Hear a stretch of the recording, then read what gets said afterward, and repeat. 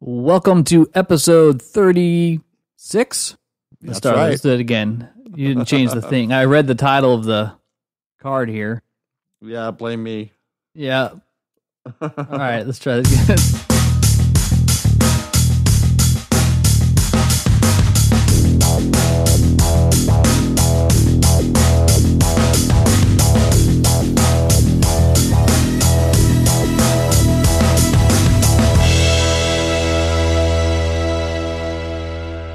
Welcome to the Harsch Review. This is episode 36 with your favorite brothers, Sean and Ryan. Ryan, how you doing today?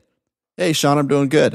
How about yourself? Doing good. You sound great. It's been a couple weeks where you've had that flu going on. You feeling better? Yeah, totally recovered. The air quality out here is still not so great, but I'm not going outside as much, which gives me even more reason not to have a lot of movies to talk about and shows. Sure. But I like to read. I like to read books sometimes, so that keeps me busy. Yeah, that's good. Mm-hmm. Reading books. What have you been reading lately? You know what? This would have something to do with the podcast. I just finished the Space Odyssey book, about 2001. Is it that 50th anniversary one they came out with? Yeah, it's a whole book on pretty much the whole process of the film, from conception to pre-production and everything in it. So really meant for fans of the film. I wouldn't recommend it to someone who's just stepping into the movie. It's been out for 50 years, so see it if you haven't seen it already. But it's great. It's got a lot of really cool insights into how the film was made. It's just a lot of stuff was just kind of, they were really coming up with it as they went along. Just innovating completely on the fly, working long hours, putting a couple years just into that film. I think they started talking about it until in 65, and it wasn't released until April of 68. So it took a while to get off the ground, but really interesting book. If you're a fan of the film, definitely recommend checking that out. Finished that one last night, and then today I started reading a book about my favorite television show, All the Pieces Matter, the inside story of The Wire. Oh, okay. Is this a new book? Yeah, this came out this year too. It's one of those oral history books, they're kind of cool because it's, instead of just straight all narration by the same person, it's kind of everybody involved with the show has their little narrative in there. So yeah, about 30 pages in, but if you're a fan of the show, check that one out too. It's really good. It's just interesting to see how something like that was put together, how at first not everyone was really sure what it was going to be, including the network, HBO. Just great. It's good so far. Nice. Yeah. Yeah, I haven't read anything, so it should make you proud. Oh yeah. Well, I have quite a few to recommend you if you want something. Yeah. Maybe. I haven't read too much in a while lately, to be honest. I can't remember the last book I read. Maybe On the Road, the Kerouac book. Oh yeah. I think that was the last one I read. Did you see the movie of that? I saw it before I read the book. Okay. Isn't there 2 movies on it? I thought there was a couple made. I know there's one straight from On the Road, and then there's some other ones that are kind of, about Kerouac and the Beats. But sure. That's the first. I mean, they considered it to be unfilmable for so long, and if you read the book, you can tell why. I mean, a lot of the magic of the book, one of my favorite books, by the way, one of the magic of the book is just in the narration, not so much in what's going on and the way he writes. Very poetic.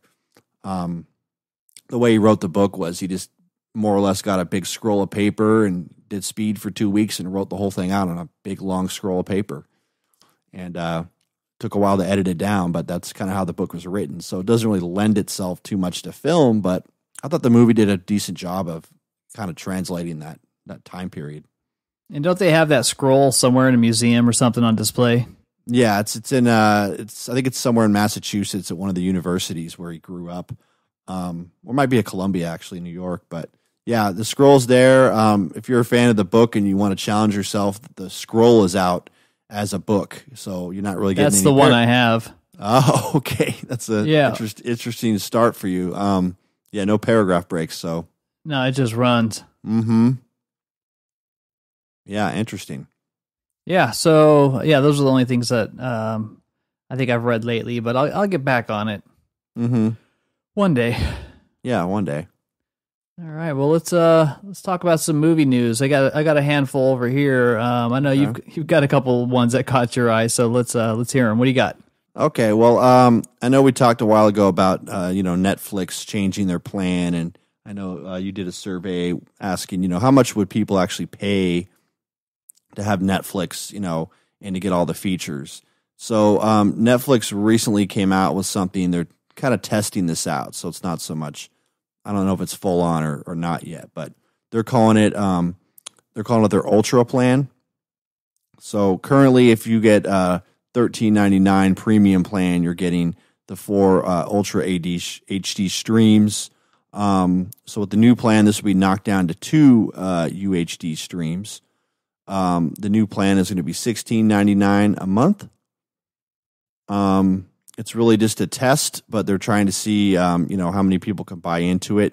You're really getting, just more accurately high dynamic range HDR content. So you're going to get, colors are going to be reproduced accurately, and then you're going to get the sharper contrast. So you get all that for $16.99. It's currently only a test. Netflix is deciding whether or not they want to actually do it, but it is still cheaper than cable if that's your main mode of watching movies and television shows. So something to look forward to. What do you think, Sean? So just to clarify, the current version that's like $13.99, you said it has 4 HD streams? That's according to my my report here. This is from Uprocks. So then the new one has 2 higher HD. Yeah, so the new one is going to have 4, which means the one you get now is only going to have 2. Oh, okay. So they're just basically creating a new tier. Pretty much, yeah. So if they move forward with it, you don't want to pay more, you just lose 2 streams. Yeah, more or less. I mean, if it's just a price play. There's no actual incentive for spending more money other than wanting 4 continuous at a time. Mm-hmm. I mean, the price is going to go up. It's not a matter of if, it's more about when it's going to happen. So makes sense to me. I don't need 4 at once. I just use mine. I know I give out, I think there's 4 people on my plan, but I've never ran into anything where we're all watching at the same time. So maybe I would, and then I'd have to spend a couple extra bucks a month. Right. But with the amount of subscribers Netflix has, I mean, just raising your plan by $1 a month increases their revenue by hundreds of millions of dollars a year. So I think that I like to give money to services that I think add a lot of value and content. So Netflix is one of those ones where I definitely don't mind paying more as long as I get a good return on it. Yeah. Yeah, it's just things are not going to stay at $9.99 or whatever forever. So you have to expect as these things get more popular, as they spend more money on their product and deliver high quality content, you're going to get a price hike. That's just going to happen. So yeah, deal with it. Deal with it. Yeah. All right. So we all know that the Venom movie's coming out pretty soon. Yes. The preview is rad. Looking forward to it. It's being made by Sony. What do you think the rating on this film is based on the previews alone, Sean? I mean, it's got to be PG-13 at least. Yeah. So rather than the R rating, which a lot of people are guessing, so you would be wrong in guessing that, but Sony's looking at a PG-13 rating rather than the R rating. So this is creating a little bit of speculation about what's going on with this film. One of the big questions, I'll jump back to the rating in a minute, but one of the big questions is the connection to the Marvel Comics universe. We all know that Venom is one of Spider-Man's most famous villains or antagonists. But we're not going to see Spider-Man in this. The movie Venom is going to be a standalone film.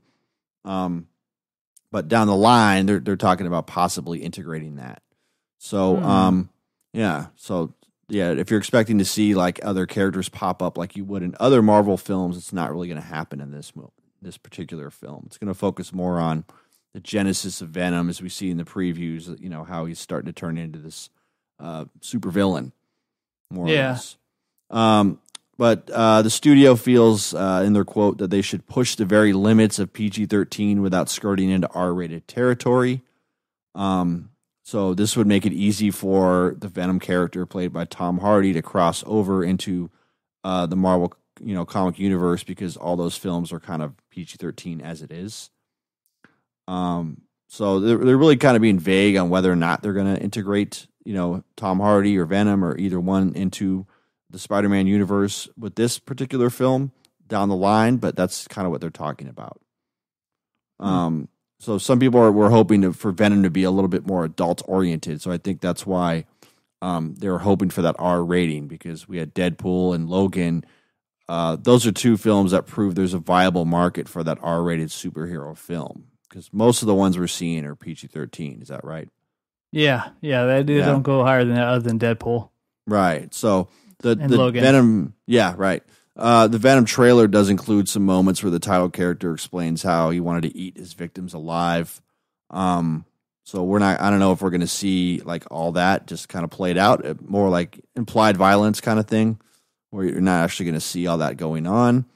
Being a fan of the comic books, I don't know, I don't believe that it was that graphic as portrayed in a lot of the stuff with Spider-Man. So, but the film has not been officially rated by the MPAA.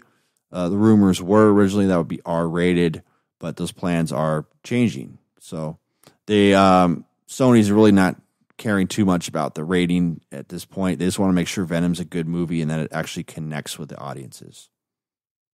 Nice. So. Well, I mean, the more violent that thing's going to be, the better chance it has to succeed, especially with Tom Hardy in it. But who knows where it's going to land? Yeah, I'm looking forward to it. I'll be there either way, so I don't have to worry about being offended by some other, kind of rating. Fine. Yeah, no kidding. Okay, so moving right along, Oscars. Looking ahead to 2019, we did our Oscar special this year. I'm sure we'll be around next year on the podcast. We'll do another one, but quite a new concept that the Oscars are starting to throw around is this popular film category. So they want to introduce a new category. It's going to be called Outstanding Achievement in Popular Film. And the message from the Academy says eligibility requirements and other key details will be forthcoming.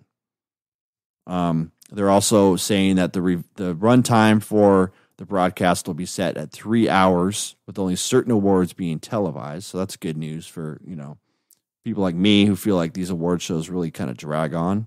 Oh, they're the worst. Yeah, right? So it's like a hard 3 hours, so we're going to see a lot of that wrap-up music going on. When people start getting a little long-winded or political, perhaps.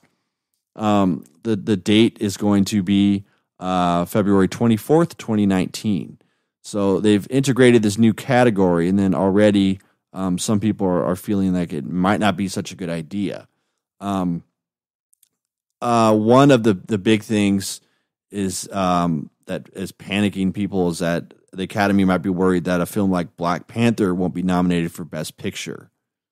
So they're kind of, that's when if you remember back to 2009, in response to like Dark Knight and WALL-E, then the next year they expanded it to like 10 nominees. Do you remember that? Yeah, I remember how they wanted more people to get recognized. Yeah, so, those two films, which are great movies, got snubbed. So, they went from 5 to 10 nominees. So, certain websites are chiming in on this new category thing. Vox.com, they pitched 3 arguments, which I'll kind of go over really quick. One is this will make it harder for big movies to be nominated for Best Picture. So, by having this other category, like the big budget films, they may not get nominated or even considered for Best Picture. The second issue is, how is the Academy going to determine which movies are quote unquote popular? So is it just by box office numbers alone, or, what? Or is it just critics' picks, or are we going by things like the Harsch Reviews word for it? Maybe. Yep. Right? They should be. The third and final argument is this is happening awfully quickly, and it's hard to imagine it's been well thought out. So, no one really the fact that they're not really giving away any details is keeping everything kind of ambiguous for now. We do know that the awards should be shortened up a little bit. That's definitely known, but with this extra category, Sean, I don't know. Do you think it's a great idea? Do you think it's time for this to happen? I mean, I think if you're going to introduce something like this, you should, definitely have an award slot for like best comedy film. Is there an award slot for that? No, I don't believe so. That's more of the Emmys, I believe. Okay. Yeah. So, what are your thoughts on this? I did see this story. There's a little bit of rumors that Disney or ABC is what's behind it. There's a lot of concern because Disney owns like Pixar, Lucasfilms, Marvel, and now they own 21st Century Fox. So they have like enough clout to dominate the box office, not just in terms of how much revenue that they can generate, but they definitely have an edge over all the other studios like Warner Brothers, Universal, Sony, Columbia, Lionsgate, Paramount. And what people don't quite realize is Disney already has lots of control over who can play their movies in the theater because there's certain minimum screen requirements and there's a minimum period that it has to run for or you can't show it. So if you want to show Star Wars, it has to be on X number of screens and it has to run for a minimum of like 4 to 6 weeks. Right.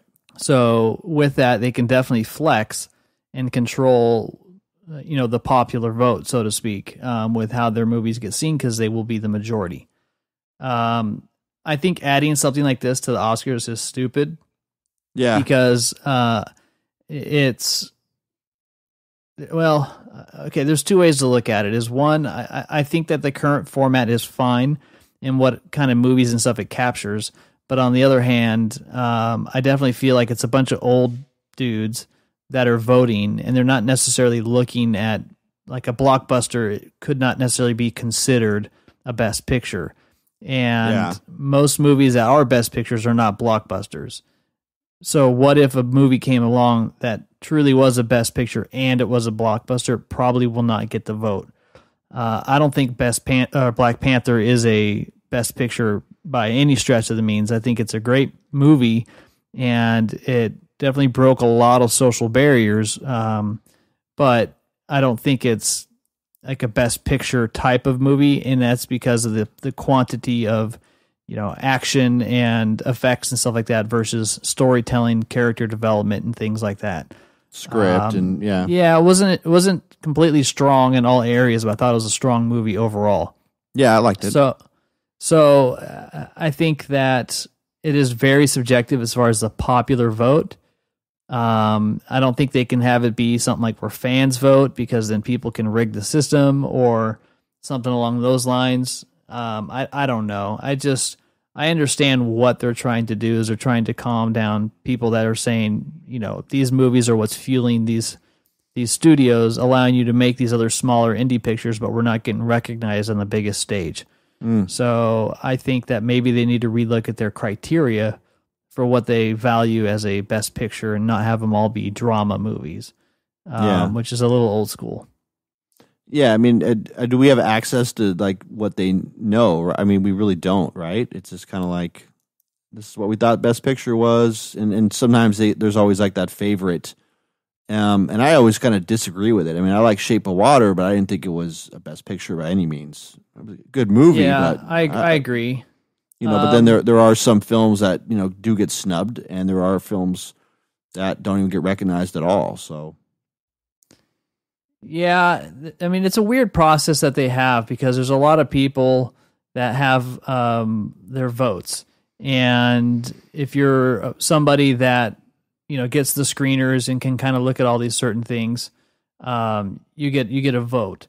But and then somehow in the end of the day, they I don't know the whole process. I'll look into it, but they get a collection of movies that these are the ones that are going for. So if you've got a say or a vote and you're part of the guild or whatever, then your vote counts towards that. But, again, who are those people and how do we know that they're objective? Because you have to have some kind of pedigree to have a vote for Oscars. But there's not a whole lot of transparency in that either.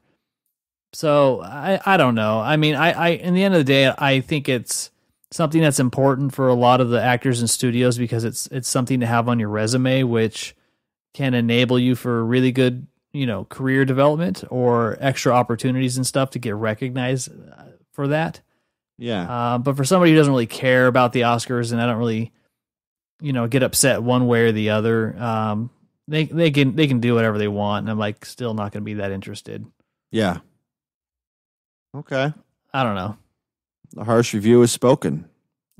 It has been decided. Yes. My last news piece here going to get more surreal.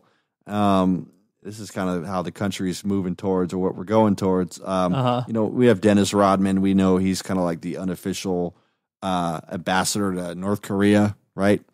Well, now we have Mr. Steven Seagal. Was named Russia's special envoy to the U.S., but we didn't name him; they did. So let me explain. The Kremlin is named famed martial artist. I take offense to that, but an actor, Steven Seagal, is a special envoy to the United States. This is an unpaid and mostly ceremonial position, but it will have Mr. Seagal working with the U.S. officials on humanitarian issues between the U.S. and Russia, as well as other matters that come up in the field of culture, arts, science, education, sports, public, and youth exchanges. This is according to a statement by Russia's Ministry of Foreign Affairs posted on Facebook. Mr. Seagal, of course, is very excited about this opportunity, saying, "I am deeply humbled and honored to have been appointed as a special representative of the Russian Foreign Ministry, etc. I take this honor very seriously, hopefully as seriously as he took his job as a police officer on one of my favorite shows, Steven Seagal Lawman. Check it out." Oh my God. Yeah. All right. Anyway, that little plug there. They were considering this way back in 2015. They wanted to name him like an honorary consul of Russia to improve the ties between the United States and Russia. And they pitched this to the United States, and someone said, "You got to be kidding me." That's what an unnamed U.S. official told this website about it. Which that was my reaction too. So his grandmother was Seagal. His grandmother was actually born in Vladivostok, which is a province of Russia.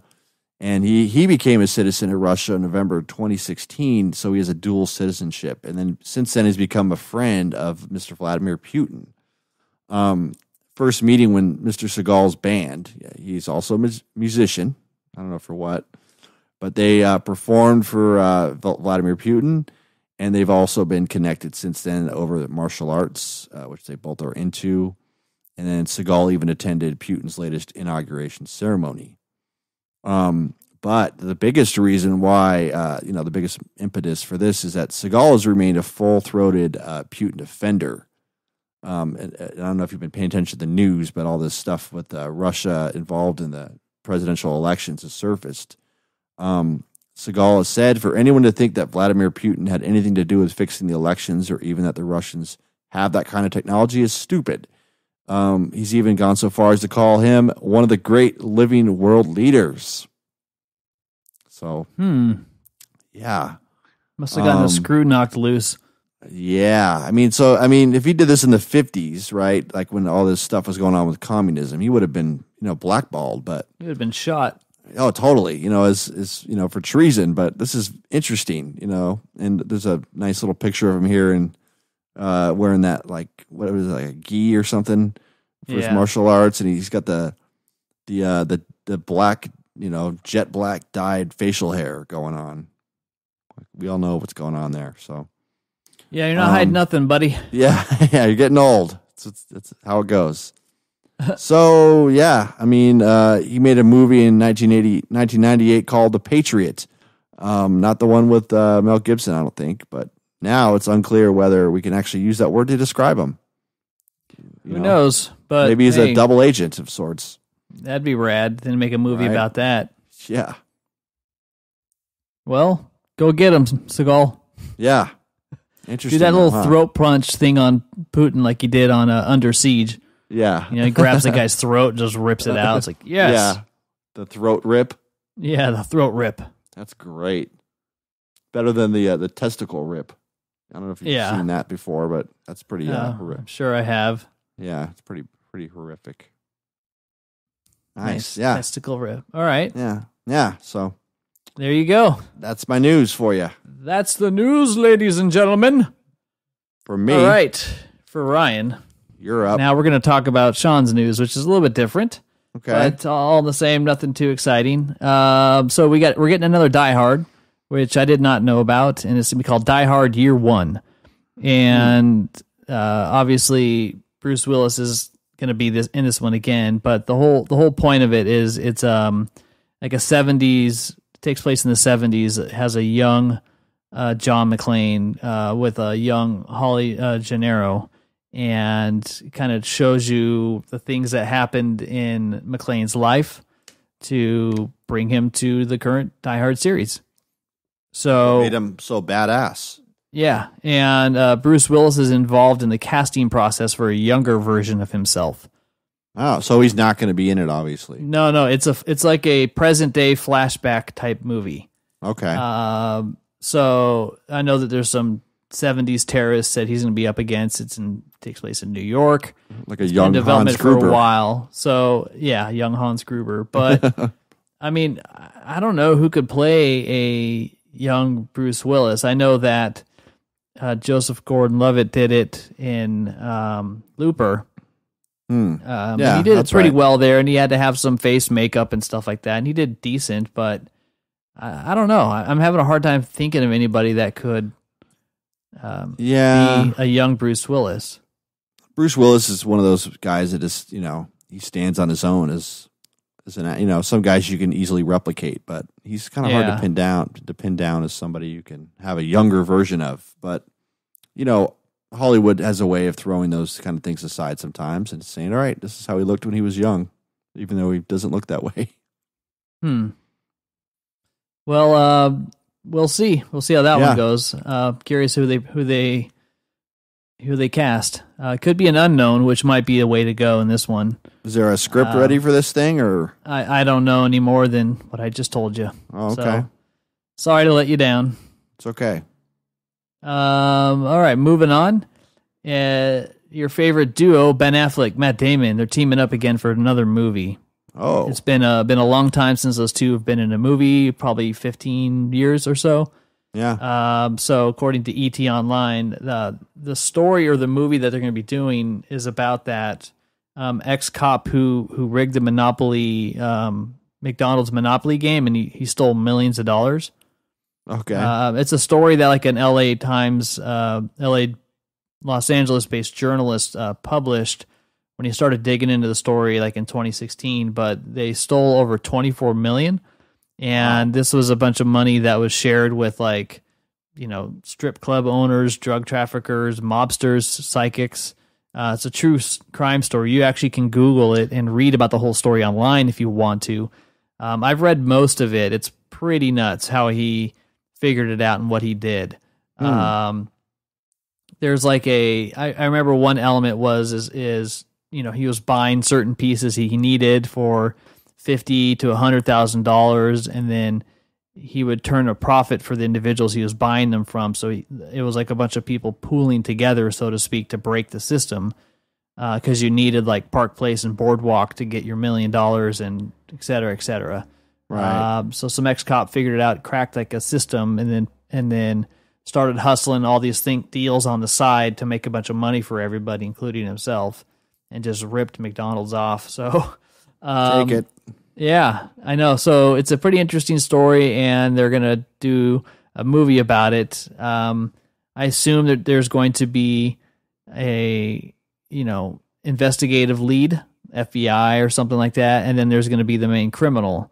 So they haven't said, but who do you think would play who? Would you see Ben Affleck as being the mastermind ex-cop, or would you see that being more like Matt Damon? I would think Affleck. Yeah, a little older, a little more jaded. Yeah, At least looks it a little bit. Yeah, older. I mean, Damon's played a cop though. He was good in The Departed. Yeah, that's true. Yeah, and he was kind of the villainous cop in that one, so he could definitely, pull it off. But I'm looking at the article now. It's called McScam. If any of you want to look it up on the Daily Beast. Yeah, that's it.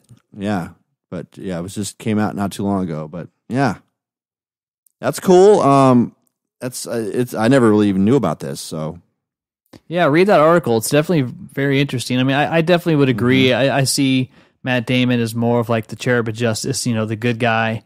I think that Ben Affleck can probably play a pretty good creeper, or if he needs to. Yeah, so that's a pretty interesting story that will eventually become a movie. Nice.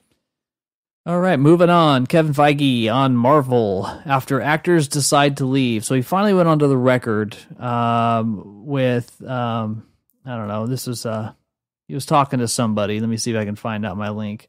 The Costco connection. Yeah, I know. I guess that's a thing. I don't know if it's, what it is, but here's what he said in regards to when actors decide that they want to move on in the Marvel universe. Quote, "That's what we can look into in the comics, and that's why these characters are so relevant. I talk about 10 years of movies, but it's 50 plus years of comics, and they're just as relevant and popular, and that's because they do get updated. They do change with the times. I have no doubt that all of our actors who are in peak physical shape have got another 50 years in them to be heroes. In terms of the specifics of how we will evolve the characters, thankfully, I don't really have to think about it yet because we're still finishing up what we started here with Avengers Infinity War." So everything I just said to you just sounds like a bunch of crap. Yeah. He didn't really answer anything or say anything in particular. I think he's just pretty much saying that the comics had to reinvent themselves, and so will we. So, don't get too attached to one particular actor. It's going to have to change eventually. Whatever.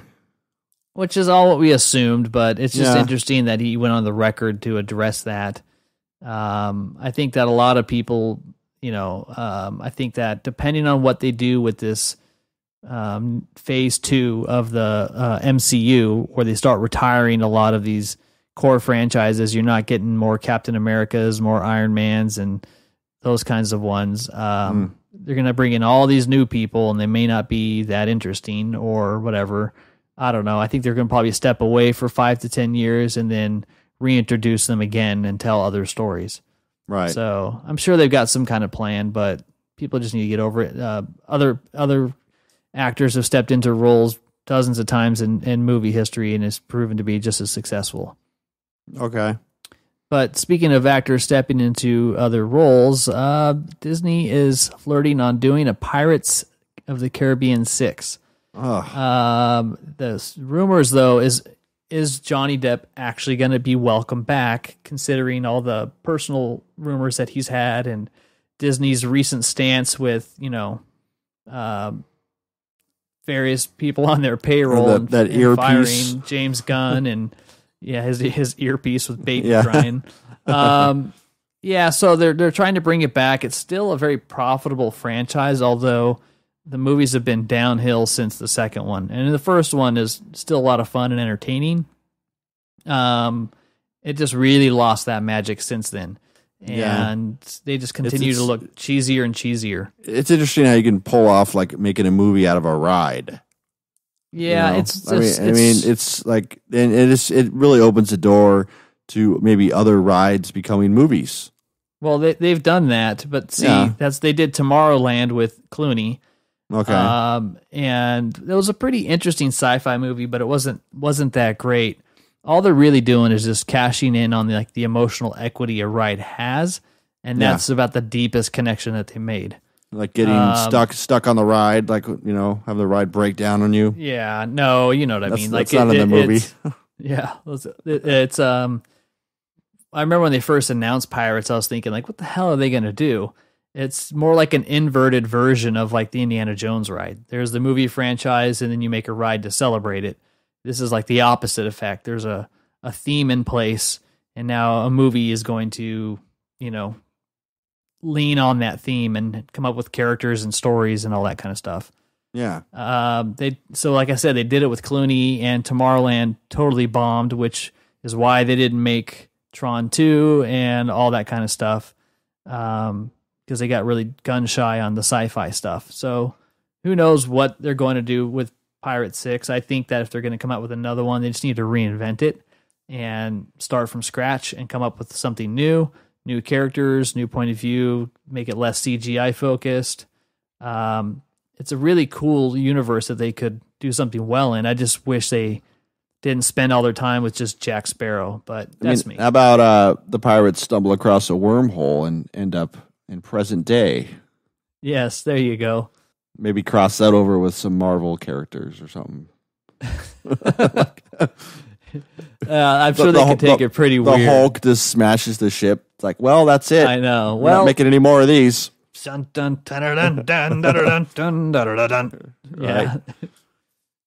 Just a thought. Just a thought. So, last two for me, and then we'll move on. Star Wars 9. So, buckle up, folks. The rumors are going to continue to circulate until this damn movie comes out. Yeah. We'll try to be mindful not to talk about it too much, but they might be pulling a Harry Potter here.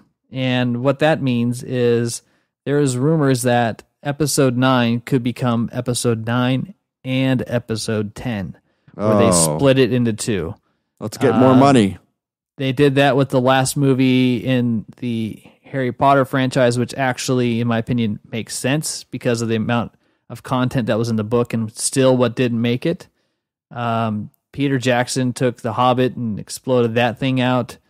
Like 300 pages. Of stuff he had to tell. I know. Yeah. He really milked that one. But it really depends on the story that they're going to tell and if they're going to wrap it up, because it's already on track to be the longest Star Wars movie ever. So you're looking at almost like a 3-hour movie here, because the last one was super long. That's okay. But we don't quite know. But right now, The Last Jedi was what, 2 hours 32 minutes? Yeah. So it's going to be like the length of Infinity War, probably 2:45-ish, 2 hours 40 minutes. But it is possible that it goes over 3 hours or that they split it. So it really depends on how much stuff that Abrams captures and what they decide to do. I think they're going to split it. I personally think that they want 10 movies and they want to break the trilogy and they're going to milk the hell out of this thing. Yeah, that would get them more money though, right? I mean, big time, because you already have, you can film those two movies at once, like the Avengers did. They filmed both of them at once, and then you kind of can the second half, and then just do post-production on the first one, release it, and then you bring the second one in and start the whole process over again. But if you capture all the performances and stuff, you're set. You can't have this long movie, right? Like it can't be over 3 hours, or is that what's going on? Is that they don't want that? I don't think it would give people too much fatigue. Because you, right when you start crossing over that 2.5 hour mark, you got to start cutting the movie down. It's also because I can't remember the exact number, but there's math out there that will show you how many times your movie can be seen in one day based off the length of it. So if it goes too long, and this is what people complained about with The Last Jedi, is it reduced potential viewings by 1 to 2 a day, depending on city and theater. And so therefore, that's hundreds of thousands of people who are seeing it less because it's less showtimes. Interesting how times have changed, because I know I saw a rescreening of Lawrence of Arabia not too long ago, which is like almost a 4-hour movie. And it was, that movie in the 60s was a big hit, but in the middle of the movie, there's like an intermission. Yeah, it's like, hey, go take a deuce. Kind of interesting. Yeah, it's just, the screen goes dark, intermission, and they're playing music and stuff. But I think it's just interesting now how, you got to split these movies up where you're kind of like the audience, because of technology and just, squirminess in the seats kind of thing. Yeah. They're not going to sit there for, I would. Certain films, I definitely, I might need a break for the restroom or something, but that's kind of where we're at now. Yeah, so I think it's going to split. If it doesn't, it'll be just fine either way. But Disney's going to have to cash in on this, because it's very uncertain what's going to happen with this Star Wars franchise afterwards. So who knows? We'll see. Yeah. All right. Okay. And, I'm sorry. I lied. I have two more. Liar. One's quick, and one is totally worth it. Robert Redford is retiring. Aw, I didn't. Yeah, okay. All right. Now let's move on to my last story. All right. So this is a story about Seth Rogen, and he gave his side of Judd Apatow's Tom Cruise porn story.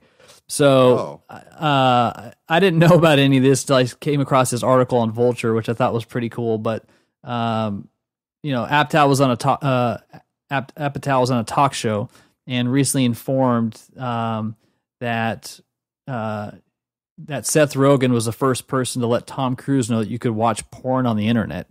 So here's what Seth said himself. Quote, I didn't remember that until I heard Judd tell the story.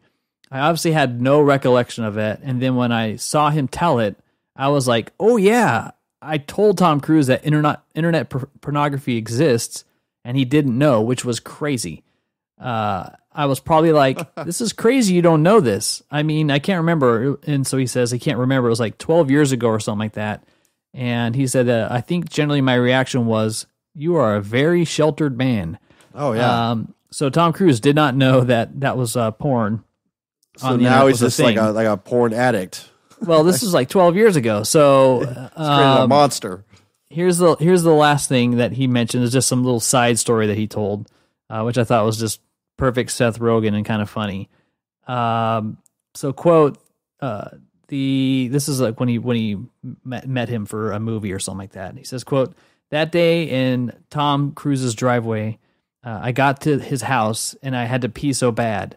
I very vividly remember this as he has a very long winding driveway and I didn't want to show up at his house and just pee right away because I thought it would be an awkward thing. So as I was driving up his driveway, I stopped halfway through and pissed in a Snapple bottle I had in my car. Nice. And then sealed it up and finished the ride up the driveway. And I greeted Tom Cruise and Katie Holmes and his newborn baby, Siri. He said it was also contextually the weirdest time to be meeting Tom Cruise because it was like this weird frenzy, like a couple weeks after the couch jumping thing. So it was like at Tom Cruise peak time. And that's right when the baby was born and no one had seen pictures of it yet. So there was this debate of whether or not it was real. And then he goes, yeah, I met the baby. I pulled in the driveway and he's like, here's Suri, and handed it to me. And I was just like, instant. So anyways, and then finally Rogen mentioned that he blew up Cruise on Preacher and he didn't like it. I guess there was an episode in Preacher where there's a fictional Tom Cruise leading a flock of presumed Scientologists and explodes and dies after a supernatural entity attempts to bond with him. Oh my! So he just said there were some calls exchanged for that, which I haven't seen, but I thought that was kind of funny. Yeah, I haven't seen that. So, anyways, yeah, way to go, Seth. Educating, nice. Educating. What you would call it? Outing Tom Cruise. Outing Tom Cruise. It's like showing a 5-year-old how to tie their shoes. You know. Yeah, I know. Guess what I got to show you? Something new. Yep. All right. So let's close it out with talking about what we've been watching lately. All Why right. don't you kick it off? Okay. Well, I went and saw a film today, and really enjoyed it. Mission Impossible: Fallout. Oh, nice segue into Tom Cruise. Yeah, you like that? Yeah, you plan that? Yeah. So Mission Impossible is the 6th in the franchise, Yes, I believe. All right. Yes. So tell me about it. What'd you think? I really liked it. I thought it was pretty much, action packed the entire time. Definitely some very suspenseful moments. It really takes you all over the gamut from everything. In terms of, the fight scene, there's fight scenes, hand-on-hand combat, but then there's also chase scenes and helicopters, BMWs, motorcycles, everything you can think of. So, really covered a lot of ground. It brought you down a little bit at times, but it brought you right back up into the action again. So definitely liked it. Great to see in the theater with everything else. Great acting all around. So the whole crew is back, and then Henry Cavill shows up. He's awesome. Alec Baldwin's great. Just all around. And Tom Cruise, man, this guy, I have so much respect for him if he's still doing his own stunts because he gets banged around like quite a bit. Yeah, he does. He even broke his ankle or leg on that building jump. Yeah, and you could kind of tell maybe that, something, he didn't come out of that one unscathed, but a lot of respect for that guy. I mean, just what he's doing, the sheer, enormity of it, just committing to, not just the role, but to the film as a whole and making it believable. I think it's say what you want about him. That's pretty admirable in itself. You don't really see a lot of actors doing that. Well, it kind of became like his niche. It was the thing that he was doing that others did not. Yeah. Maybe it's the power of Xenu. Who knows? But yeah, that's pretty cool. So was it a long running movie or? It's about 2 hours and 25 minutes. It's one of those where it kind of goes by really quick. So you're not like checking your watch or whatever. Oh, come on, let's wrap this thing up. I mean, it does drag a little bit in the end. I mean, even though it's fast paced. My only complaint is, and this is kind of it's not really a complaint, but a gripe. Like in a lot of movies, when you have like a ticking time bomb scenario, Yeah. So you set the bomb and it has a certain time frame. The action doesn't always match up with the actual time. And of course you have to throw your suspension, disbelief or whatever out the window. But that's like my only gripe in the film. It's like, really, like you only have this much time to do it, but all this shit's going on. That doesn't add up to 15 or 20 minutes or whatever. So I wasn't sitting there like, counting down the time, but you could definitely feel like the stuff going on wasn't, it was exceeding the time limit you had on the bomb or whatever. So but you see that in like every movie where there's one of those scenarios. So that's nothing new. But yeah, otherwise, really enjoyed it. Glad I went. And in a summer full of, or not so full of, because there's not a lot of like good movies. This summer it really seems like there's just nothing really out that's worth seeing. This is definitely a standout. Nice. Well, yeah. I know I wanted to see it. I just scheduling and all that kind of stuff. I didn't get much of a chance to kind of get down there, but I know exactly what to expect. I think the other ones are really entertaining. So it's definitely definitely on my list. That's for sure. It's a great franchise. I mean, like from the beginning one alone, all the way up to the present one, it hasn't really lost its momentum. And it's Cruise, of course, that makes it great. It's kind of his thing, and it's the supporting cast and everyone around him. Bringing in the new villains every so often, that's also cool. So it's a good installment. I'm sure we'll have more down the line. It doesn't seem like there's any sign of letting up, which is fine by me, actually. Yeah. Good. Yeah. All right. Well, I'm glad you had fun. Yes. Yeah, had a good time. Good way to spend it. The theater was packed, so I don't know what else is really out this weekend, but I usually don't go on Sundays, but I had some stuff going on yesterday, and I was supposed to go see it, so I had to push it up to today, but not a problem. All right. Yeah. Anything else on your list? Yeah. So there's a series that has just come out on Netflix that I have been watching. It's really good. It's Netflix's first foray into India. So it's the first Indian Netflix series. It's called Sacred Games. It's an 8-episode run, and it's really cool. It's pretty much like it follows. It's set in Bombay, modern times. It follows kind of two concurrent storylines. One's a cop who's trying to find out the truth of something that happened with this gangster, and then other parts of the story kind of could go along with how the gangster rose to power. So if you like true crime, if you like cat and mouse type of stuff, this series is definitely for you. It's based on a book that came out just a couple years ago, which is I was checking it out. It's a pretty long book, so I don't know if the whole series is going to cover everything in the book in one season. But it's very good. I like it. It's a culture that's interesting to me that I want to learn a little bit more about, or just to kind of see how it's done. I know like India has their own Bollywood, so a lot of the actors in this show are Bollywood actors. They don't like break in a song or anything during the show. Sure about no? Yeah, well, I'm almost done with it, so I haven't seen that yet. None of that yet, but they solve the crime, and all of a sudden they're clicking heels and fucking doing that shoulder neck thing and yeah. clinging along the. It's going on, but I really like it. It's Netflix they did with Dark, where they just go to a foreign country and they put it in the native tongue, and then it's like a totally engrossing series. This series is straight up there. Maybe subtitles, a little right? Yeah, subtitles. I don't know what's going on with my settings, but it's like I have subtitles, but then they're speaking English, but it's in the Indian accent. So, if you're not familiar with the accent, the subtitles do kind of help. And they also say stuff they also say stuff that's not really covered in the subtitles, which is kind of cool. So, well, Netflix defaults to overdubs. Okay. So you have to go in there and then you pick your subtitles and then you turn the language off. Oh, okay. So I had to do that with Dark just because it was a little strange. I'd rather just hear the emotion in the German language rather than some other actor trying to, do it. And with that particular show, it actually helps because of the creepiness of the content. Yeah, like you want to hear the German. Yeah, it really kind of it's like it really helps with this show. Yeah, so I guess that's what's going on with me. Like I have the dubbing on and then I have the subtitles. So Yeah, I'm looking at the IMDb and I can't pronounce any of the cast names. Yeah, so that's sad. Yeah, that's what that is. This guy who plays Ganesh Gathinode, whatever. Character's name is Ganesh. Ganesh Gatande. Yeah, he's Gatande. He is the mobster. His character name is Nawazuddin Sikwidi, something like that. Okay.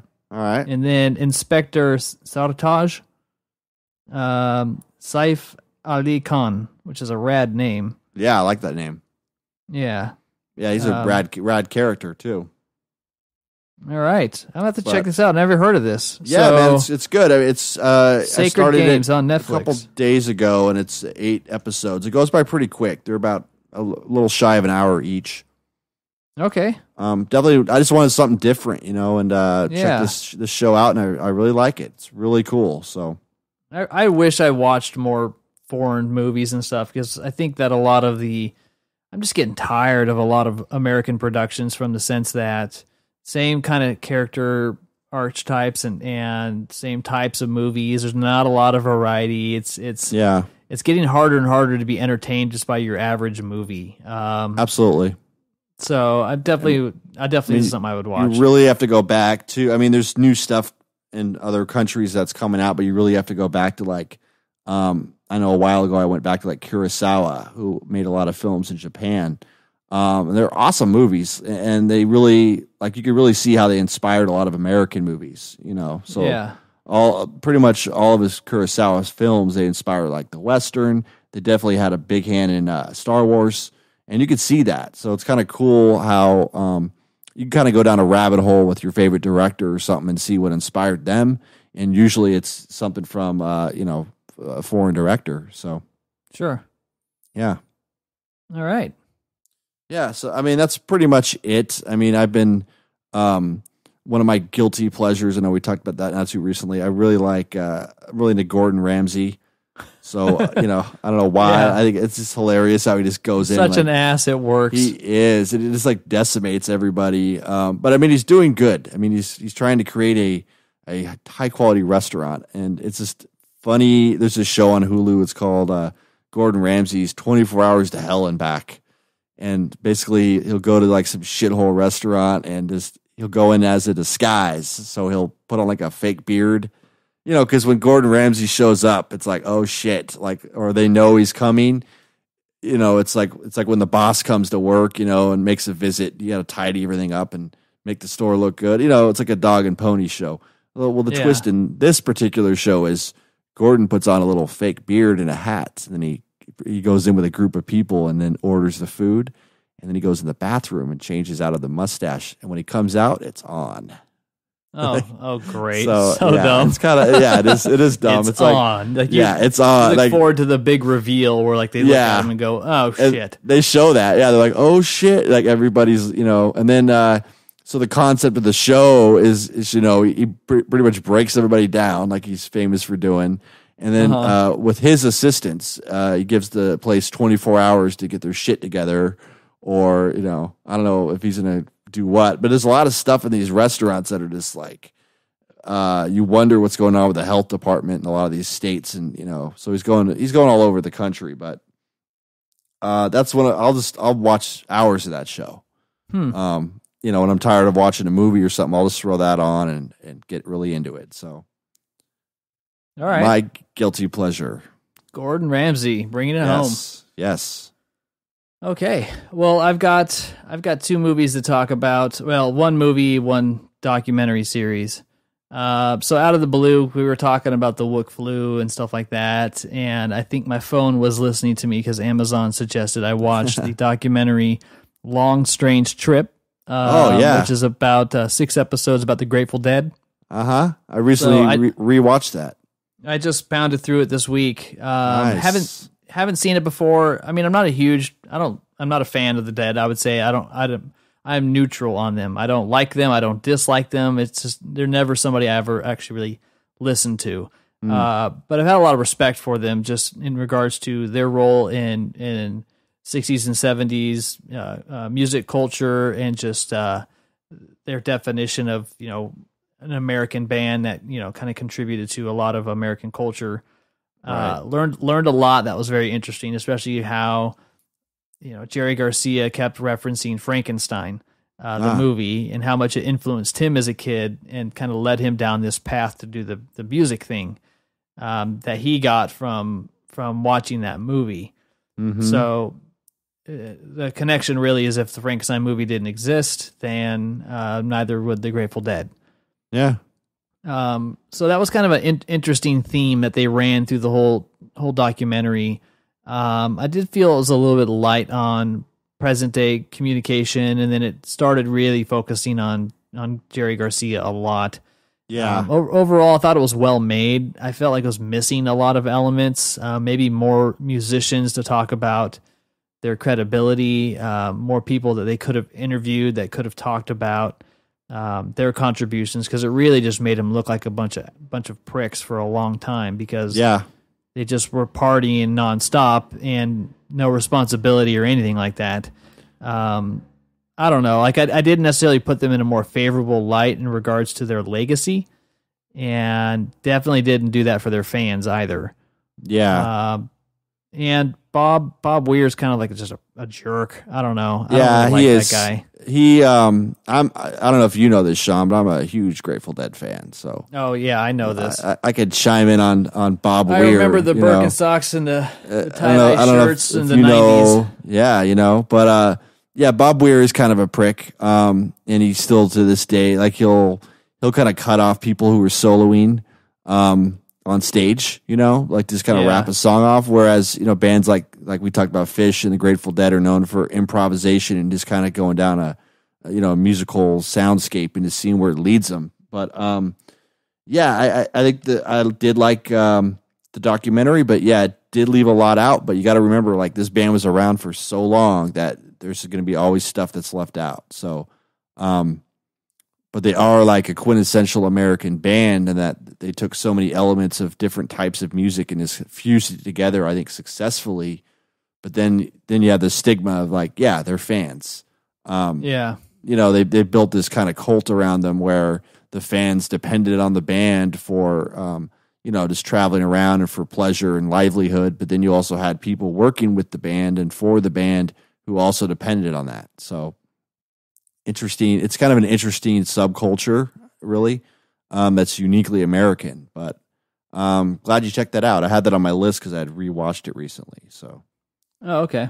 Yeah. Yeah. So, I mean, if you're somebody who likes Grateful Dead or jam bands or hippies, it's definitely in your interest to watch it. You'll definitely like it. But if you're also somebody who's just a big fan of just music and American culture, it's definitely pretty interesting. You don't need to be a fan of the band at all to find it interesting. Yeah. So they did a good job from that. They spent a lot of time talking about like the 60s acid culture and Ken Kesey and Kerouac's influence and all these kind of elements. And it was just kind of interesting to see. Al Franken's in it. Yeah, he's in that, which is pretty good. Yeah. So I watched that, and then I finally got around Deadpool 2 just came out on digital release. So I bought that one and watched that the other night, and I really enjoyed it. I know we talked about it briefly, but now that I've seen it, we can talk a little bit more about it. And Yeah. I'll do my best to avoid any spoilers here, just for those who haven't seen it yet, because I know not everybody watches things right away. Yeah.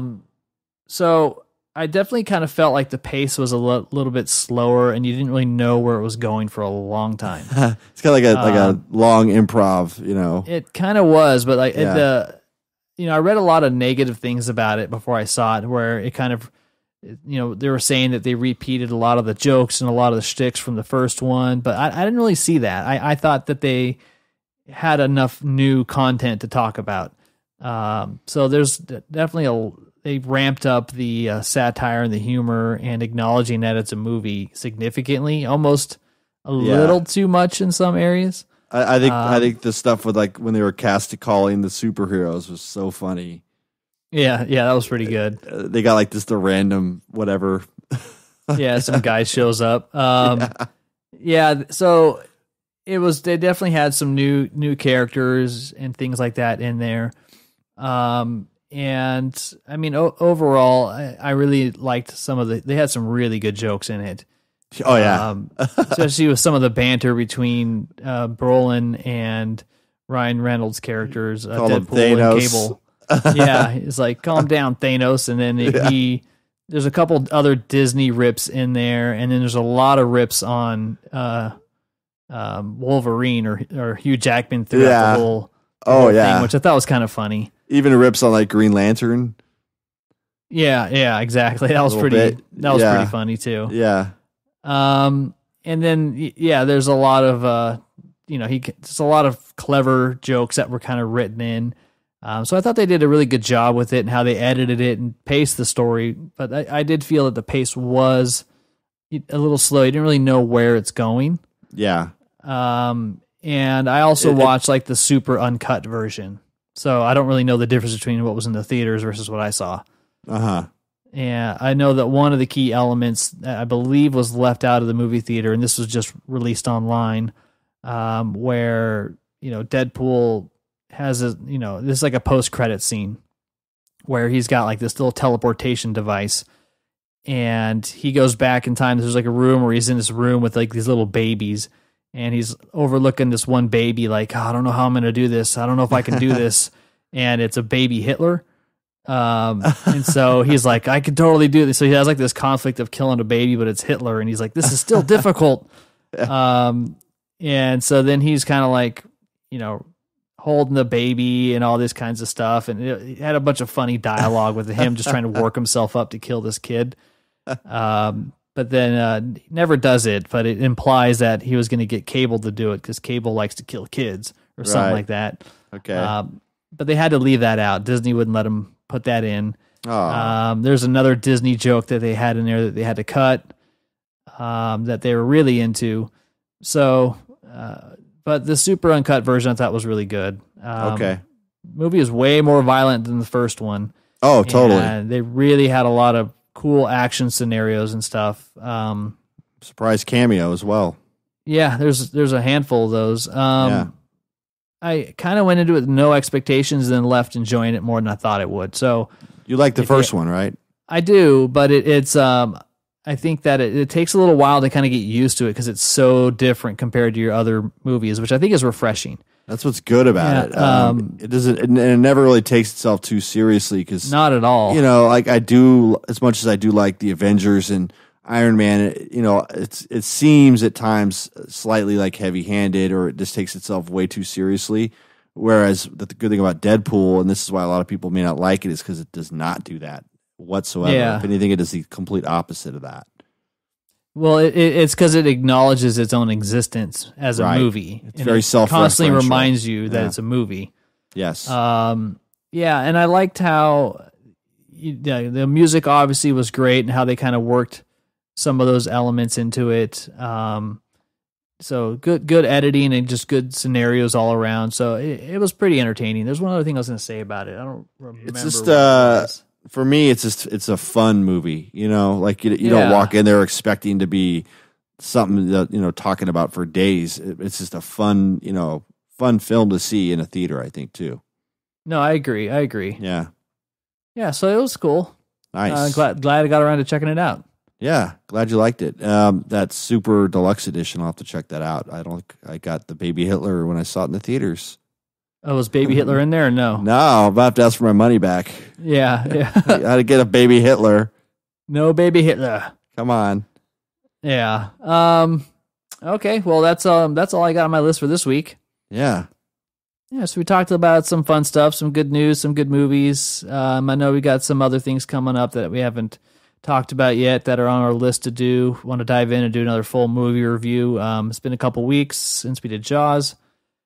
So if you haven't checked that one out, dig back a couple episodes ago. Did a little Jaws action there. It's a good one. Yeah, that's going to do it. So you ready to wrap it up? You feel good about this? Yeah. Check us out at our website, harschreview.com, and Twitter. Check us out on Facebook. Check us out on Instagram. You can donate to patreon.com/The Harsch Review. Yes, that's HARSCH. Yes. We were originally going to save that money for Ryan's new audio setup, but, you know. Yeah. Yeah. Ryan took care of it. Yeah. So check us out, guys. Yeah. All right. Appreciate the support. We'll see you next week, episode 37. Until then, have a good one. My name is Sean. And I'm Ryan. Take it easy.